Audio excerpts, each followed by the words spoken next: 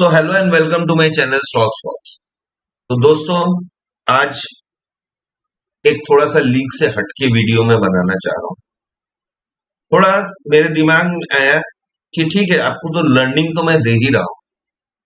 हर week में एक learning का वीडियो मैं पोस्ट कर रहा हूँ, ये भी लर्निंग ही है। लेकिन ये लर्निंग से ज्यादा थोड़ा सा मैं चाह रहा हूँ कि एक बूस्टअप आपको मिले। देखिए, मार्केट जैसे कि आप सबको पता है कि मार्केट बुरी तरह से गिरा है। लगातार 5 महीने से मार्केट गिर रहा है और मार्च में भी शुरू में मार्केट बहुत गिरा है। लेकिन अभी कहीं ना कहीं थोड़े से लोग खुश होना शुरू हुए हैं, क्योंकि थोड़ा सा मार्केट ने रिकवरी दिखाया। मैं ये नहीं कह रहा हूं कि मार्केट ने बॉटम बना दिया है। प्लीज मेरी बातों को दूसरी तरीके से मत लीजिएगा। मैं कभी नहीं कह रहा हूं बॉटम किसी को नहीं पता। जैसे सर विजय केडिया जी बोलते हैं कि बॉटम सिर्फ भगवान को और झूठे को पता होता है। ये कोट मुझे अच्छा लगा, मैंने कोट कर दिया। मैंने विजय केडिया जी से, आप सबने विजय केडिया जी का नाम सुना होगा, बहुत बड़े इन्वेस्टर हैं वो। तो उन्होंने ये कोट किया था। वो बोलते हैं कि मार्केट का बॉटम या तो भगवान को पता है या झूठे को,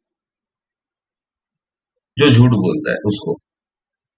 बाकी किसी को मार्केट का, इतने बड़े बड़े जितने भी लोग ज्ञान देते हैं ना, एक्चुअल बॉटम कोई नहीं जानता। कोई बॉटम नहीं बता सकता।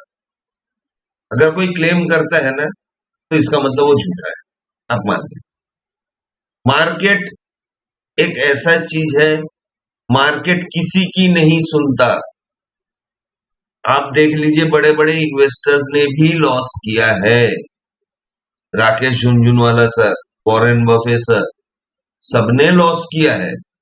कोई ऐसा दूध का धुला नहीं है जिसने हमेशा प्रॉफिट किया है, लेकिन उन्होंने रिस्क मैनेजमेंट। खैर, वो अलग टॉपिक है, वो अलग टॉपिक की बात है। तो हम अपने टॉपिक पे वापस आते हैं। Wealth creation and investment basics. इस टॉपिक पे मैं आज बात करूं कि हमको कैसे वेल्थ क्रिएट करना है और कैसा हमको इन्वेस्टमेंट करना है। हमारे बेसिक्स क्या होंगे इन्वेस्टमेंट। क्योंकि मार्केट गिरा हुआ है, अभी इन्वेस्टमेंट का बहुत अच्छा मौका है, इसीलिए मैं ये वीडियो बना रहा हूं आज। लर्निंग वीडियोस नेक्स्ट वीक से फिर से शुरू हो जाएंगे, इसीलिए ऐसा मत सोचिए कि मैं लर्निंग वीडियोस ऑन नहीं दूंगा। नेक्स्ट वीक से फिर शुरू हो। तो इस वीडियो में हम इन पॉइंट्स पे बात करेंगे। पहला पॉइंट, हम बात करेंगे rich, middle class and poor mindset. हर इंसान का माइंडसेट कैसा हो। दूसरी बात करेंगे हम क्रिएटिंग वेल्थ, हम वेल्थ कैसे क्रिएट करें। तीसरी बात करेंगे हम कैपिटल टू इन्वेस्ट। चौथा, मैं कैसे प्लान करता हूं, हाउ आई प्लान। मेरी एक प्लानिंग है, मैं वो भी आपके साथ आज शेयर करूं कि मेरी प्लानिंग कैसी मैंने बना के रखी। ऑल्दो मैं आपको ये बता दूं, मैं कोई बहुत बड़ा वेल्दी या रिच इंसान नहीं हूं, फिर भी एक प्लानिंग मैंने बना रखी है। अगर आप सबको अच्छा लगे तो आप फॉलो कर सकते हैं, वरना अपना प्लान पे भी चल सकते। पांचवा है इन्वेस्टमेंट बेसिक्स।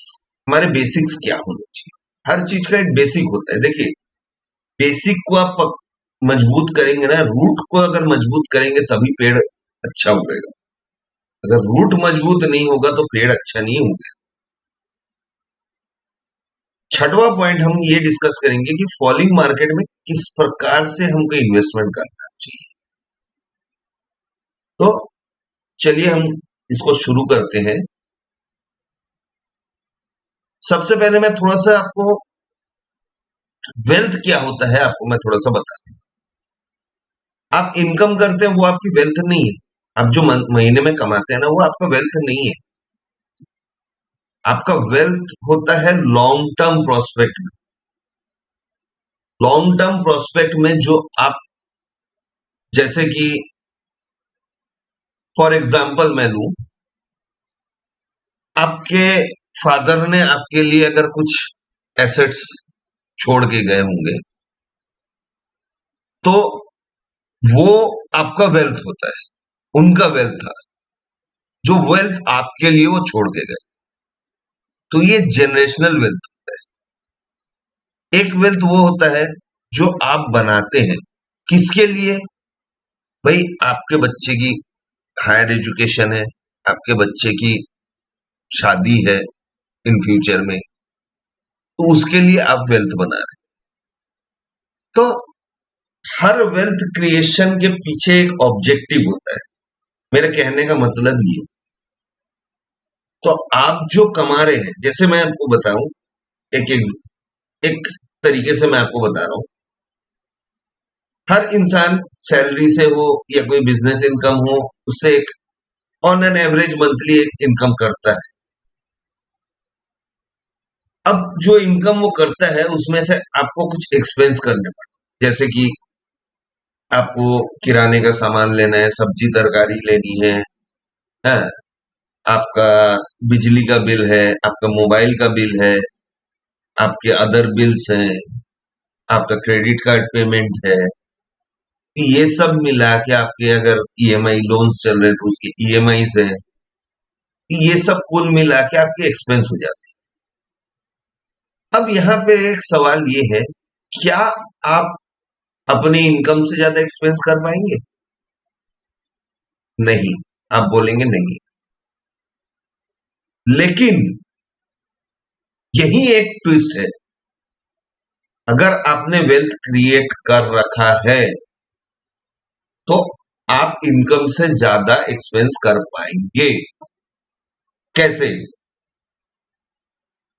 सपोज आपने एक वेल्थ क्रिएट कर रखा है, आपके पास 1 करोड़ का वेल्थ है, आपका वेल्थ इन्वेस्टेड है, प्रॉपरली इन्वेस्टेड।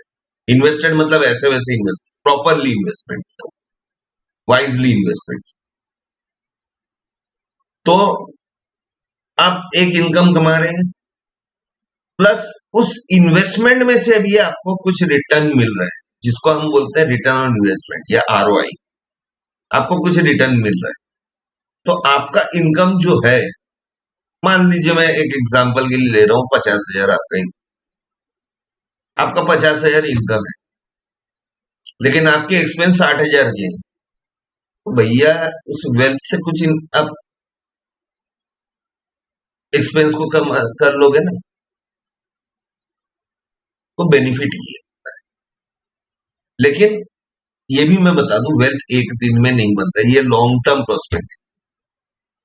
अब हम इसको लेते हैं कि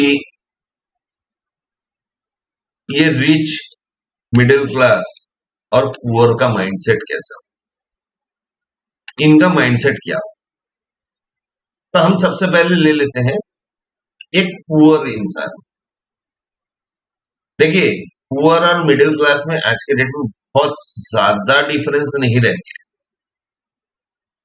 तो हम ये दोनों को ही लेके चलते हैं। पुअर और मिडिल क्लास में बहुत ज्यादा डिफरेंस नहीं रह गया।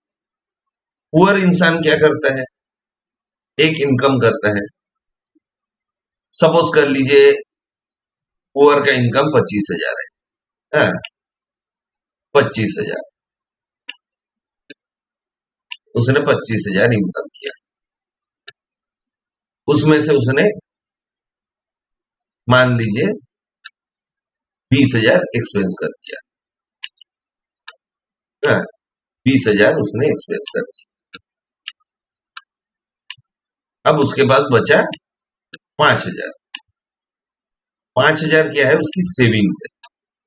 5,000 क्या हुआ, उसका सेविंग्स हो गया। अब 5,000 को वो इन्वेस्ट कर सकता है, सपोज 5,000 को इन्वेस्ट कर सकता है। अब मान लीजिए हम ये मान के चल रहे हैं कि एक रिच इंसान, एक सॉरी मिडिल क्लास इंसान, मिडिल क्लास की इनकम मान लीजिए 50,000। अब उसके खर्चे भी ज्यादा हो जाते। देखिए, एक छोटा सा एग्जांपल मैं आपको, आप आपके पास एक साइकिल है, सपोज। ये हमने बहुत पहले मार्केटिंग में, जब कॉलेज स्कूल कॉलेज में पढ़ते थे ना, तब हमने इकोनॉमिक्स में पढ़ा था ये। जो मार्केट में डिमांड क्रिएट करता है, जो नीड्स एंड वांट्स बोलते हैं। देखिए, कभी भी मार्केट नीड्स के बेस पे कभी भी बिजनेस नहीं चलता है। बिजनेस चलता है वांट्स पे। नीड्स और वांट्स का डिफरेंस क्या है? नीड्स क्या है? नीड्स आपकी जरूरतें हैं। आप बिना खाना के आप जी नहीं सकते, आप बिना पानी के जी नहीं सकते, आपको कपड़े पहनने जरूरी है, तो ये आपकी जरूरत है। लेकिन भाई, आप टीवी के बिना एक बार जी सकते हो, आप मोबाइल के बिना एक बार जी सकते हो, आप इंटरनेट के बिना एक बार जी सकते हो। ये आपकी वांट्स हो गई। ये अब आप बोलोगे भैया आज की जमाने में इंटरनेट बहुत जरूरी है। सही बात है, लेकिन इसको जरूरी बनाया किसने है? हमने, हमारे जैसे इंसानों ने जरूरी बनाया। वरना पहले तो लोग बिना इंटरनेट के भी रहे हैं। खैर, वो अलग चीज है।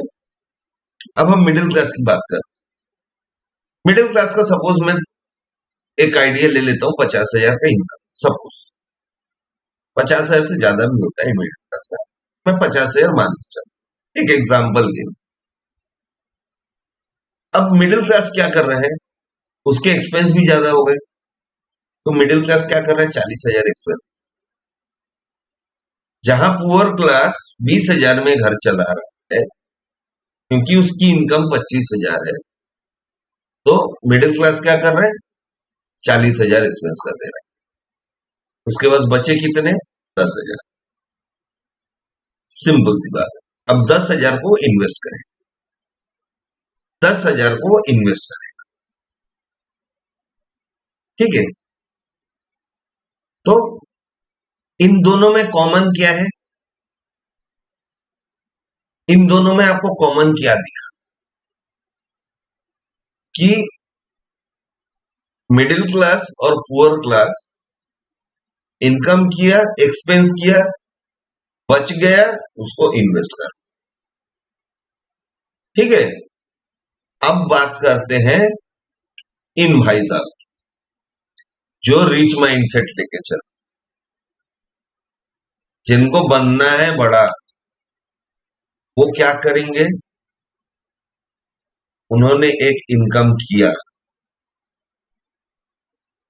उस इनकम को वो सबसे पहले बढ़ाने का सोचेंगे। इन्वेस्टमेंट। अब इन्वेस्टमेंट के बाद वो अपने एक्सपेंस को देखें। कैसे बताता हूं, एक एग्जांपल से, एक एग्जांपल से बताता हूं। एक XYZ कोई भी है, कोई भी है। मैंने एक एग्जांपल कहीं सुना था, तो उसी चीज को मैं रिपीट कर रहा हूं। XYZ कोई भी है। अब वो एक सैलरी, अब मिडिल क्लास और पुअर क्लास क्या करेगा? या तो फिक्स डिपॉजिट में जाएगा, म्यूचुअल फंड लेगा, स्टॉक मार्केट में जाएगा, ऐसे करेगा। अब ये भाई साहब क्या करेंगे? रिच वाले, अब ये क्या करेंगे? ये क्या किए? भाई ने इनकम किया, इनकम करने के बाद कहीं पे एक ठेला खरीद दिया, लगा दिया, कुछ एक आदमी रख लिया, रात को जाता भाई साहब, हिसाब लेता, वहां पेमेंट वेमेंट निपटाता, आ जाता। जॉब के बाद में जाता, पेमेंट वेमेंट निपटाता, हिसाब लेता, आ जाता। एक ठेला लिया, एक से दूसरा लिया, प्रॉफिट आया, दूसरा लिया, दूसरे से तीसरा बनाया, ग्रो कर रहा है। या उसने स्टॉक मार्केट या म्यूचुअल फंड में कहीं ना कहीं इन्वेस्ट किया। देखिए, मैं आपको एक चीज बताता हूँ, प्लीज इसको किसी के जात धर्म पे मत लीजिएगा। मेरे कुछ फ्रेंड्स हैं, गुजरातीज, मारवाड़ीज फ्रेंड, मैंने उनसे बहुत कुछ सीखा है। सॉरी, मैंने उनसे बहुत कुछ सीखा है। आप अगर देखेंगे, इंडिया के टॉप 10 रिचेस्ट में गुजरातीज और फारसीज सबसे ज्यादा है। और अगर आसपास भी आप झांक के देखेंगे, गुजरातीज और मारवाड़ीज आपको सबसे ज्यादा रिच मिलेंगे। तो क्यों होते हैं, क्यों वो रिच होते हैं? मैंने उस चीज को थोड़ा सा समझने का कोशिश किया, थोड़ा डेप्थ में जाके मैंने सोचा। अब मैं आपको एक एग्जांपल बताता हूँ। मैंने एक बार एक इंसिडेंट देखा। मेरे पास, घर के पास का दुकान में मैं गया था सामान लेने। तो मैंने एक इंसिडेंट देखा। एक मारवाड़ी साहब थे, उनका एक छोटा सा बच्चा था। छोटा सा बच्चा, हार्डली 6 साल का होगा मुश्किल से। अब बच्चे को उसने, अच्छे अच्छे घर के हैं वो, अच्छे रिच फैमिली के, उन्होंने बच्चे को 10 रुपए दे के, तो साथ में ही है दुकान में। अब बच्चा दुकान में गया, पापा ये चॉकलेट लेना है, पापा वो चॉकलेट। भाई साहब ने ये बोला कि भाई देखो, तुम्हारा बजट 10 रुपए है, तुम्हारे पास कितना है, 10 रुपीज, तो तुम्हारा बजट 10 रुपीज है, तो तुमको 10 रुपीज के अंदर ही लेना है। अब देखिए, ये एग्जाम्पल क्यों दे रहा हूं मैं, ये दर्शाता है उनकी सोच को, माइंडसेट। वो बच्चे को शुरू से फाइनेंस का एजुकेशन दे रहे। हम क्या बोलते हैं, मिडिल क्लास और पुअर माइंडसेट वाले क्या बोलते हैं, अरे छोटा बच्चा है क्या समझेगा। अरे बच्चे को बच्चे की तरह समझाओ ना। हमको किसी ने नहीं समझाया आज तक। अगर हमको भी ऐसे समझाया होता किसी ने, तो शायद हम कुछ और होते। तो यही माइंडसेट चेंज करना चाहता हूं। अब आप देखेंगे, जो अच्छे बिजनेसमैन है ना, उनका एफडीज में बहुत कम ही इन्वेस्टमेंट रहता है, मार्केट में इन्वेस्टमेंट ज्यादा है। खासकर आप देखेंगे स्टॉक मार्केट में। और सबसे बड़ी बात है, वो पैसा रोटेट करते हैं, एक जगह पे पैसे को जाम करके नहीं रखते। ये मैंने सीखा है इन्हीं से, and thanks to this community, जो आज मैंने ये चीज सीखा है इनसे। मैं आज इस वीडियो में उनको थैंक्स भी बोलना चाहूंगा कि मैंने उनसे ये बहुत कुछ सीखा है,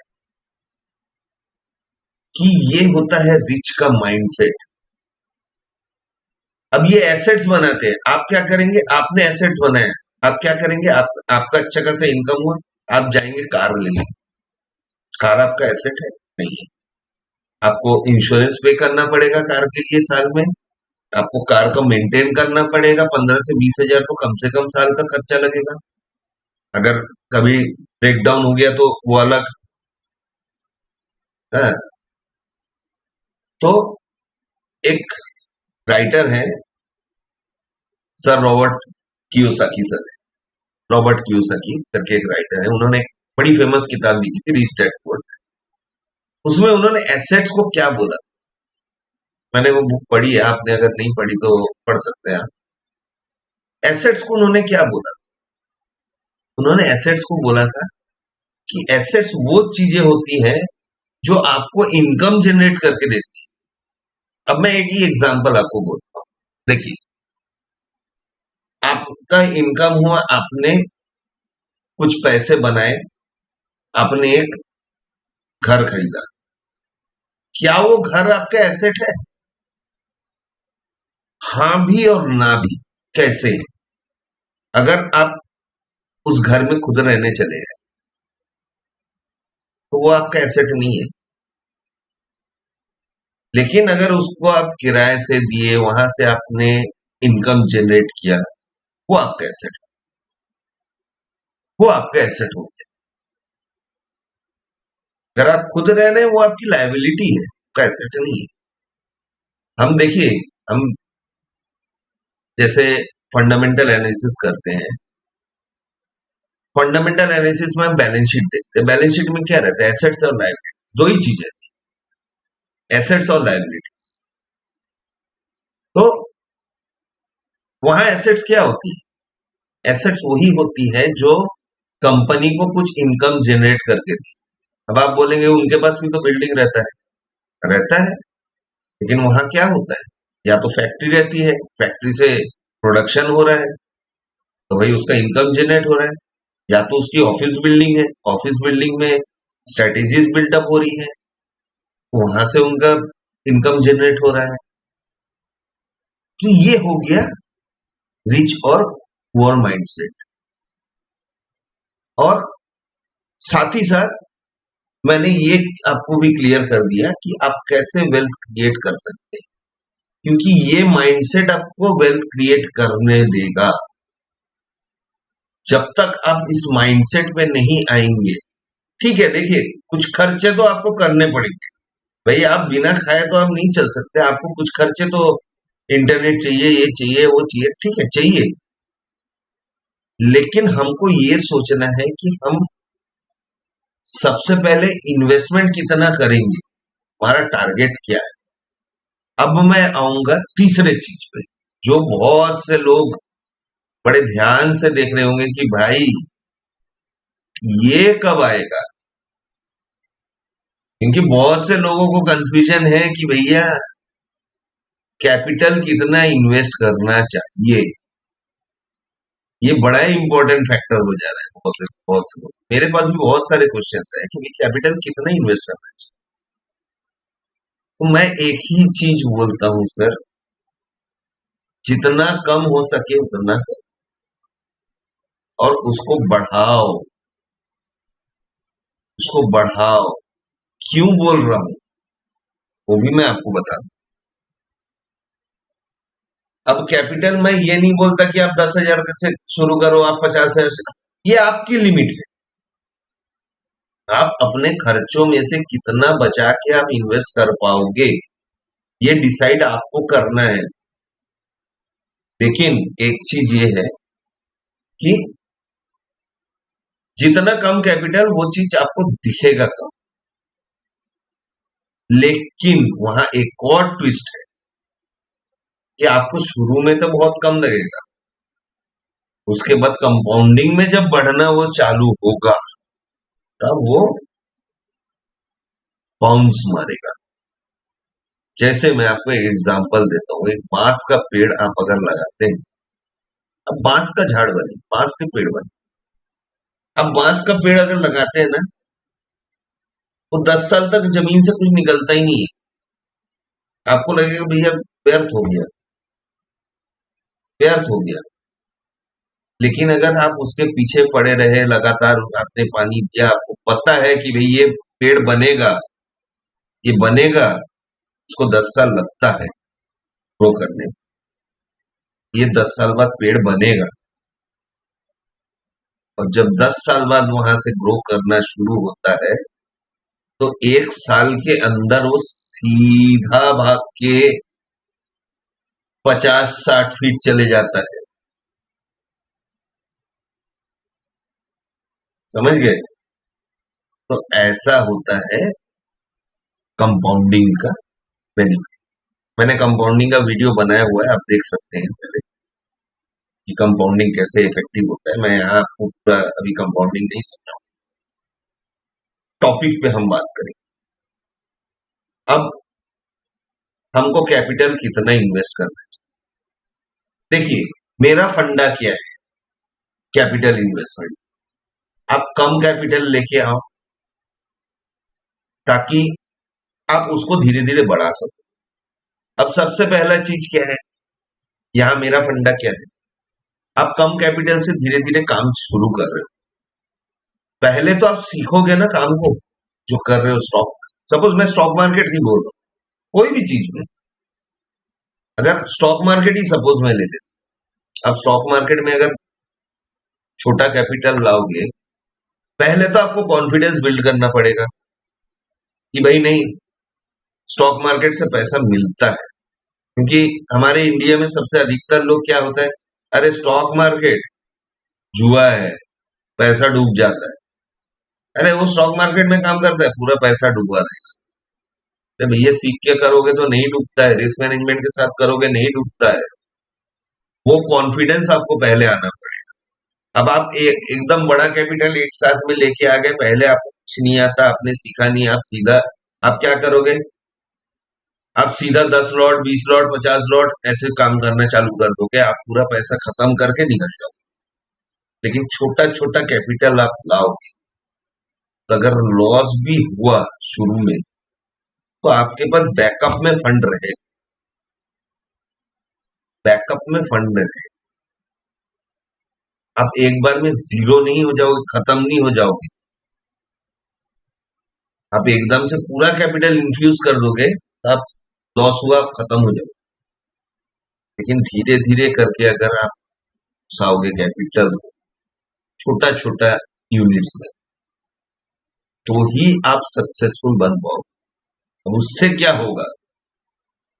जैसे मैं फॉर एग्जांपल, ये मैं ये नहीं बोल रहा हूं कि आप इतने ही इन्वेस्ट करो। सपोज आपने 10,000 से शुरू किया, सपोज कीजिए आप एक्सपेक्ट कर रहे हैं साल का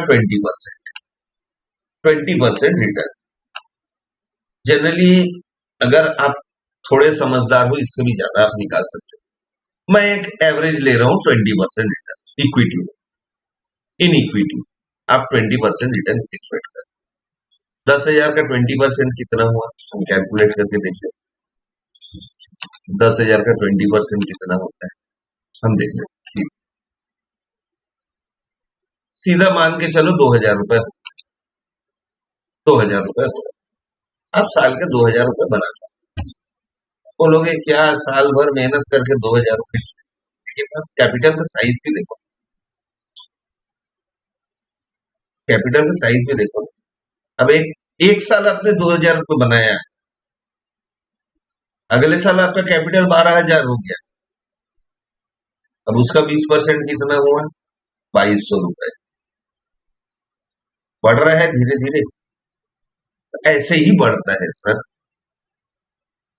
और जब आप 1 साल 2 साल 3 साल ऐसे जाओगे, तब आप क्या करोगे? आपका धीरे धीरे एक्सपीरियंस बढ़ते जाएगा, आपकी लर्निंग बढ़ते जाएगी, और धीरे धीरे आपका हाथ मजबूत होता जाएगा। आपने छोटा कैपिटल से शुरू भले किया है, लेकिन आप नॉलेज में साथ में इन्वेस्ट कर रहे हो। साथ में ऐसा नहीं कि आपको दूसरे का सुन के इन्वेस्ट करना है, आपको सीखते जाना है। जैसा आप इन्वेस्ट कर रहे हो, आपको कॉन्फिडेंस बढ़ेगा, आपको अपना सेटअप समझ में आएगा कि भाई ये मेरा ये सेटअप प्रॉफिट दे रहा है। अब जब आपको दिखेगा हाँ ये सेटअप प्रॉफिट दे रहा है, रेगुलरली मेरे को मिल रहा है, तब शायद आप और थोड़ा सा कैपिटल लेके आओ, जब आपको कॉन्फिडेंस ग्रो करे। तो ये होता है कैपिटल बढ़ाने का तरीका। तो ये होता है, ऐसे आपको कैपिटल इन्वेस्ट करना है। ये आपको डिसाइड करना है कि आपका इनकम, आपके घर के खर्चे, कोई आपको ये नहीं बता सकता कि भैया इतना कैपिटल लेके आओ। अगर आप महीने के 25,000 रुपए कमा रहे हो, जैसे मैंने बोला पोर माइंडसेट के साथ, तो क्या उसको स्टॉक मार्केट में इन्वेस्ट करने का अधिकार नहीं है? 5,000 बचा रहा है भैया, 5,000 कैपिटल लेके आ रहा है, तो क्या उसको अधिकार नहीं है स्टॉक मार्केट में इन्वेस्ट करने का? क्या वो सीख गया तो 5,000 से वो वेल्थ नहीं जनरेट कर सकता? बिल्कुल कर सकता है।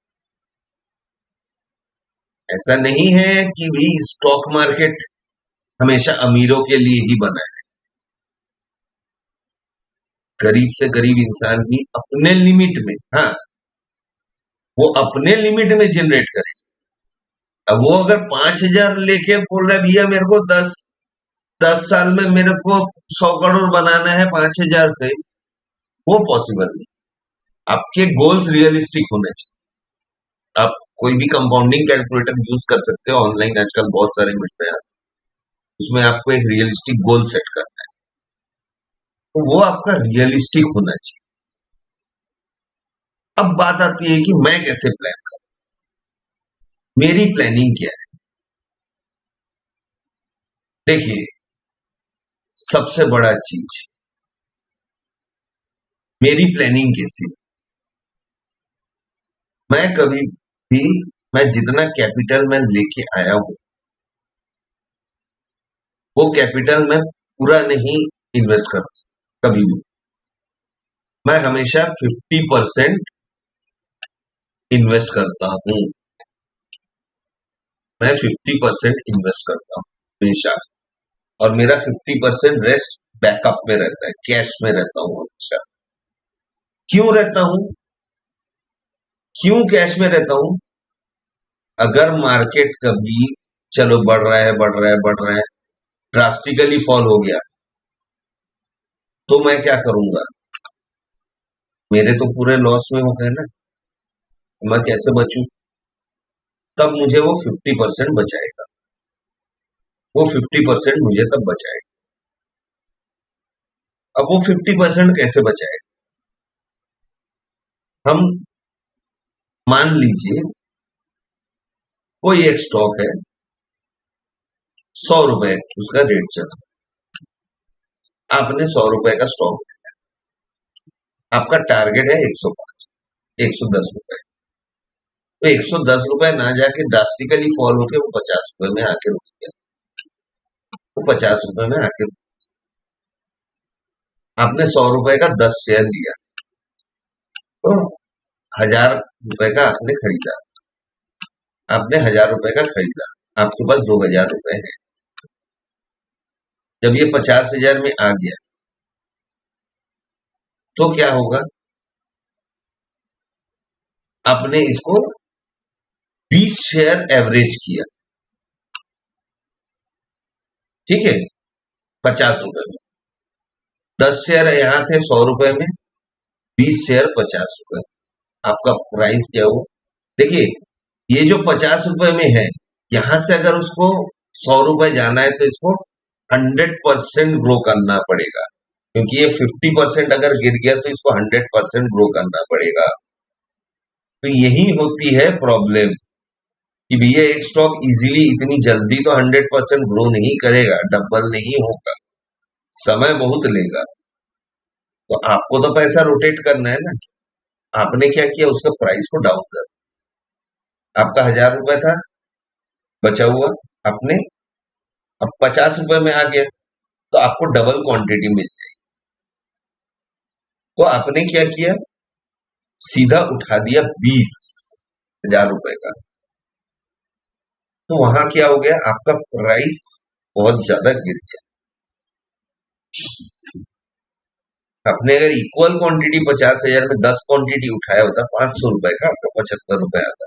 यहाँ आपका ऑलमोस्ट 62.5 समथिंग ऐसे आ जाएगा। अब 50 रुपए से 62.5 में मार्केट मूव कर सकता है। अब उसके ऊपर अगर मूव किया वो आपका प्रॉफिट।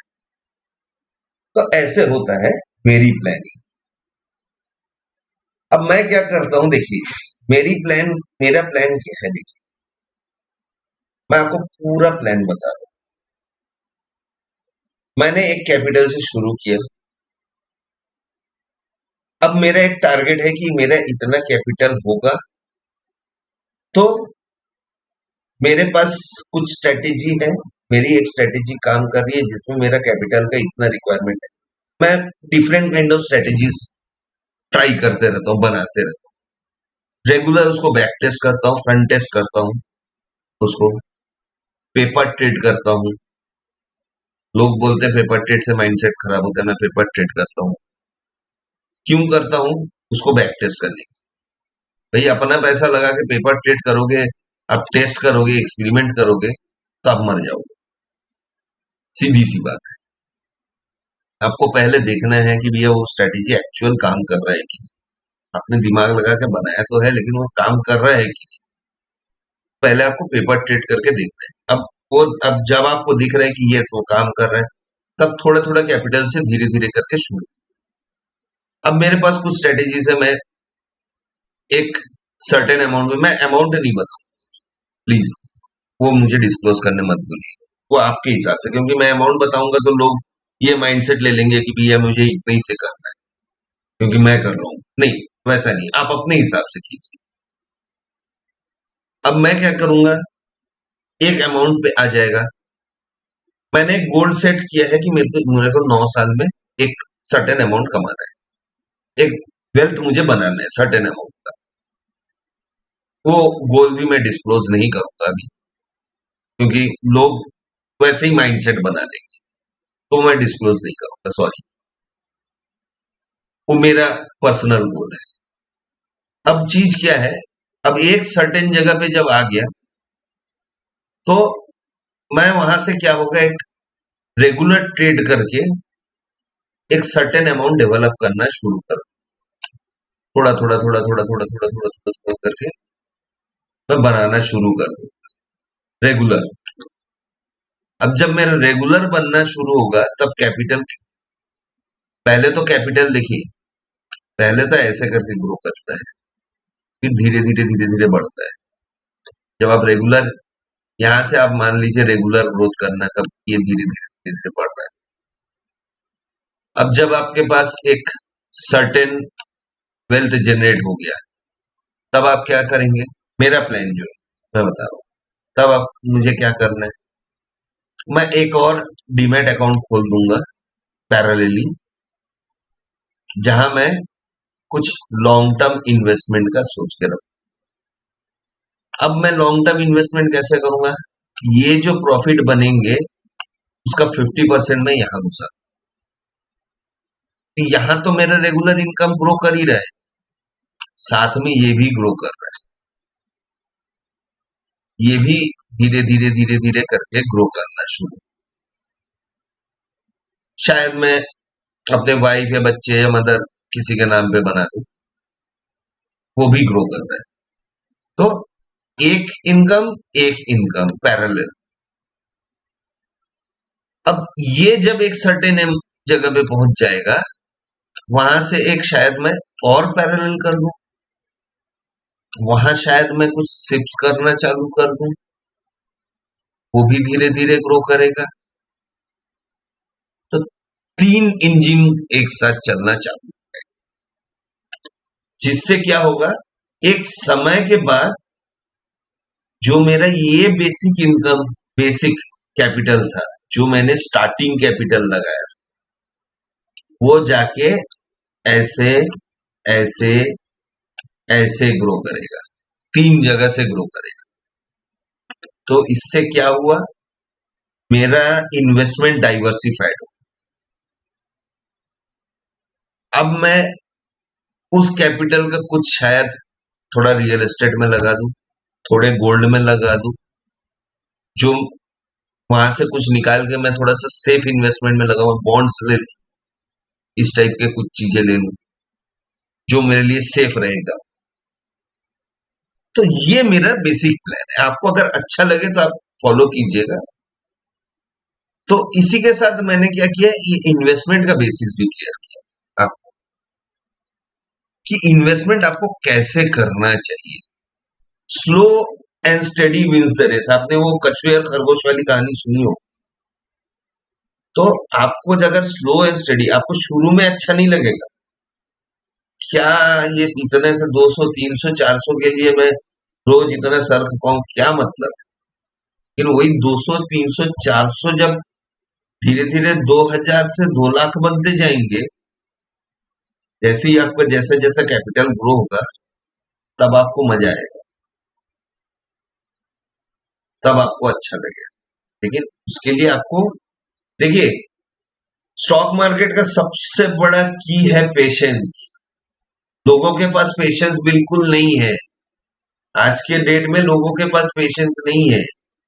इसीलिए क्या होता है, लोगों को रैपिड इनकम चाहिए, जो नहीं होता है सर, जो नहीं होता है। देखिए, ये एक कोट मैंने निकाला है आपके लिए, building wealth is a marathon not a sprint, discipline is the key in it. किसी ने बोला, मुझे अच्छा लगा तो मैंने आपको दिखाने के लिए रखा। तो ये लंबा रेस है, मैराथन है वेल्थ बनाना। ये ऐसा नहीं कि आज मैंने 50,000 लगाया तो कल ये, भैया मेरे को महीने में डबल करना है, नहीं होता है सर, ऐसा नहीं होता। आपको एक सर्टेन अमाउंट लेके चलना है, सर्टेन अमाउंट लेके चलना है। अब आखिरी पॉइंट पे आते हैं, फॉलिंग मार्केट बेसिक्स।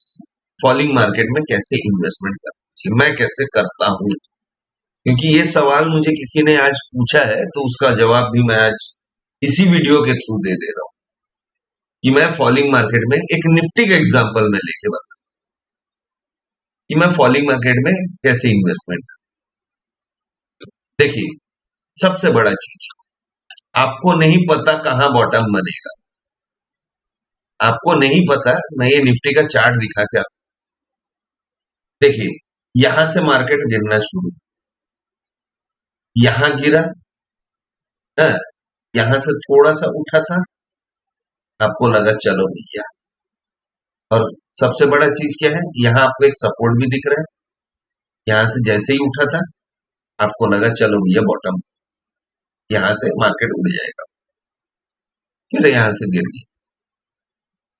गिर गया, यहां से फिर थोड़ा सा उठा, फिर ये गिरा, यहां से थोड़ा सा रिकवरी लिया शॉर्ट टर्म, यहां से लोगों को और भरोसा हो गया कि या अब तो मार्केट उठेगा, यहां कंसोलिडेट किया, फिर गिराया, अब लोग ये सोच रहे हैं चलो यहां तक नहीं गिरा, यहां से उठेगा, फिर उठा, फिर इसने धोखा दिया, फिर उठा, फिर लंबा गिराया, तो भैया आप बॉटम कैसे पकड़ोगे? और आपको बॉटम पता नहीं चलेगा तो आप बोलोगे भैया बॉटम तो पता ही नहीं है, तो मैं इन्वेस्टमेंट कैसे करूं? मैं क्या करता हूं, मैं छोटे छोटे क्वांटिटीज लेता हूं। अगर मुझे कोई, सबसे पहले मैं कोई स्टॉक का देखता हूं जो अच्छा गिर रहा हो, या जिसका फंडामेंटल अच्छा हो, अच्छा गिर रहा हो, या वो स्टॉक जिसका फंडामेंटल अच्छा हो लेकिन गिरते मार्केट में भी स्ट्रेंथ बना के रखा हो, गिरते मार्केट में भी स्ट्रेंथ बना के रखा। जैसे आप देख लो मन्नापुरम 52 वीक्स हाई चल रहा है अभी, हाँ, बजाज फाइनेंस हाई पे चल रहा है अभी, गिरते गिरते मार्केट के बाद भी वो 52 वीक्स हाई पे बना है।